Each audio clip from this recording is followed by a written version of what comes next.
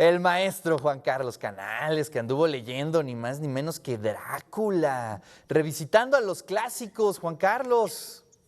Sí, ya sabes que permanentemente hago relecturas y desde luego retomé Drácula, pero también Frankenstein, volví a leer Frankenstein, Ah, qué sí, que maravilla. es maravillosa. Y fíjate, estoy releyendo literatura inglesa, novela inglesa del siglo XIX y principios del XX, que es desde luego una de las tradiciones literarias más importantes en el siglo XIX, la inglesa, ¿no? Entonces ahora te comentaba, estoy otra vez con Conrad, releyendo cosas de Conrad, las que ya había leído, otras que no había leído, y estoy leyendo las memorias de Jessie Conrad, la esposa de Conrad, que también fue una gran escritora, ¿no? Entonces estoy, ya sabes, en este programa vamos a una película, a una novedad literaria, pero también a un clásico, a Oye, pues a clásicos. ver, en esta lectura sobre Drácula, ¿qué nos puedes contar? Bueno, pues digamos, es una novela paradigmática, sin duda alguna, ¿no? Que es de esas obras que se pasa de la literatura a la cultura pop, y eso es algo muy interesante, Juan Carlos.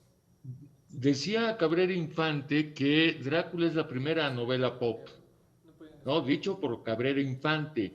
Desde luego es una de las novelas más leídas en el mundo, pero desde luego que se leyó a partir de las múltiples versiones cinematográficas que han hecho de la novela.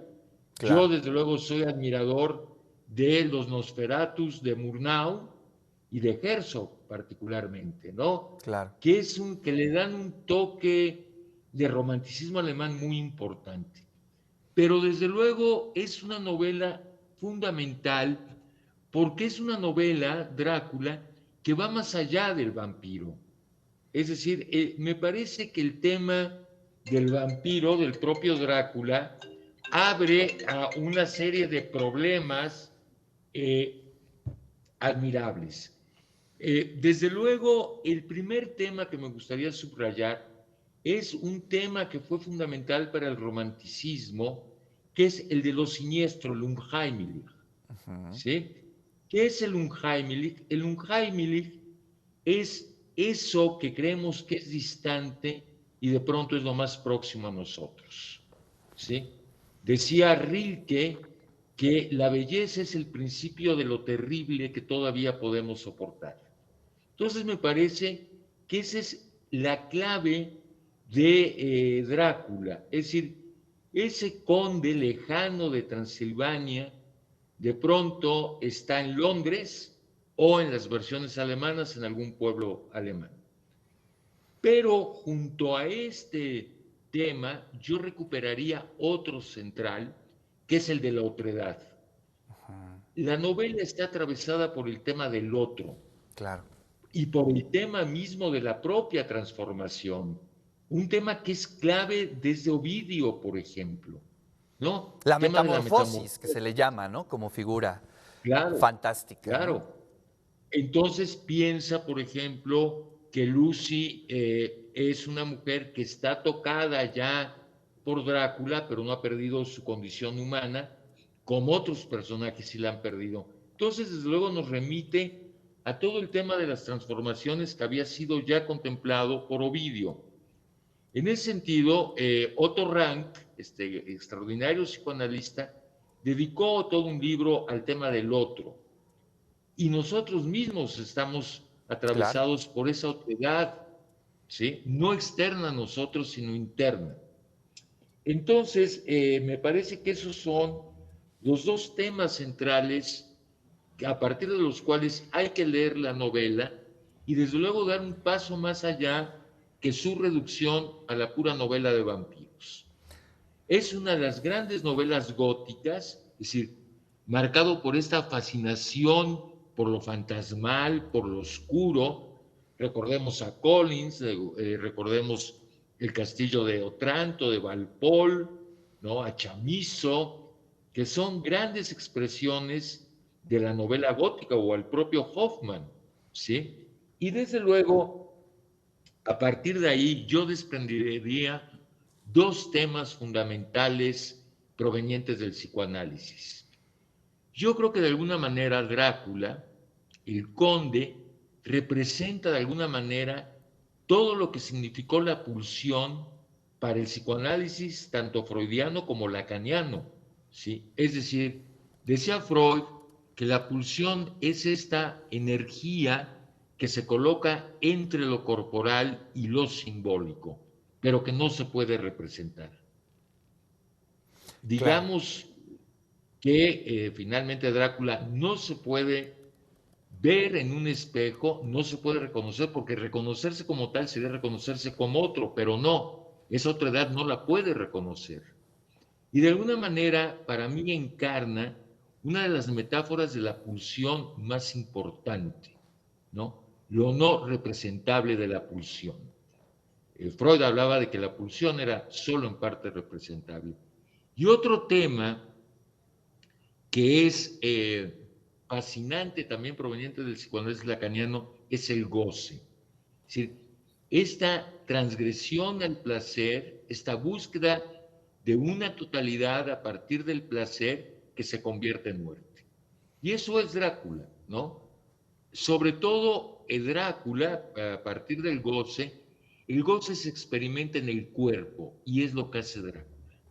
Es claro. decir, fundamentalmente tiene una experiencia del cuerpo.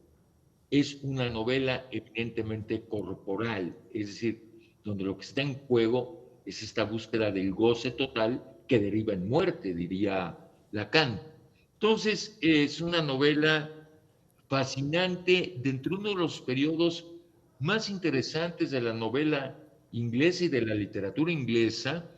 Drácula está marcado, desde luego, por toda la herencia del romanticismo inglés, que según Isaiah Berlin es el segundo gran romanticismo de Europa, más todo lo que se desarrolló de la novela realista inglesa, pensemos en Dickens, a finales del siglo XIX, Claro. ¿no?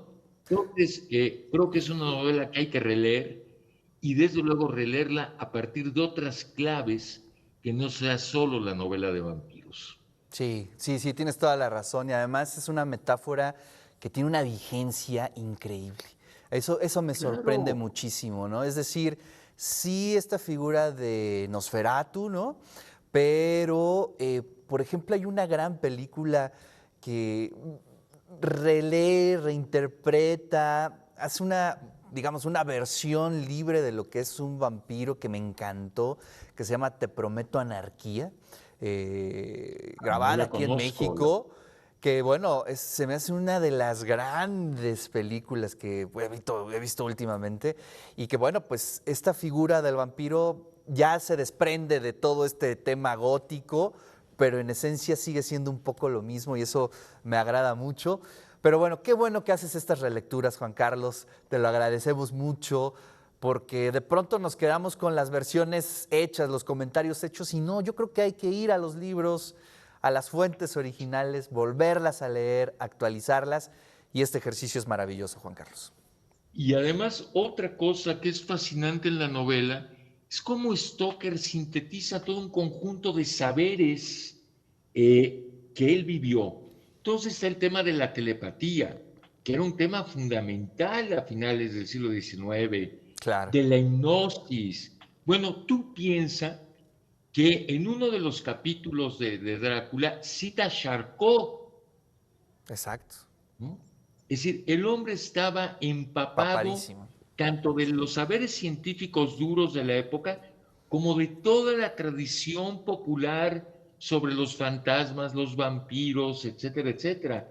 Entonces, en ese sentido, es una novela muy interesante, cómo sintetiza un conjunto de saberes y desde luego, estructuralmente es una novela pobre. Aunque es muy interesante que esté escrita a partir de cartas y de diarios, ¿sí? Es una novela muy lineal. Si no hay contraste entre los personajes, no hay puntos de vista distintos. En ese sentido es muy uniforme estructuralmente, pero sí es una novela a la que hay que volver, como también hay que volver a Frankenstein de Mary Claro. Shelley, que es verdaderamente fascinante o a esta tradición gótica. Yo hace mucho leí El Castillo de Otranto de Walpole, pero leía todo Wilkie Collins, ¿no? Que es una tradición fascinante. Juan Carlos, muchísimas gracias. Te mando un fuerte abrazo y pues nos vemos aquí el siguiente jueves. Pero gracias a ti y muy buen día a todos nuestros radioescuchas y televidentes y a toda la universidad. Ya arrancamos Entonces ya, este la último semana de tramo del arranque, año, Juan Carlos. la semana de arranque. Gracias.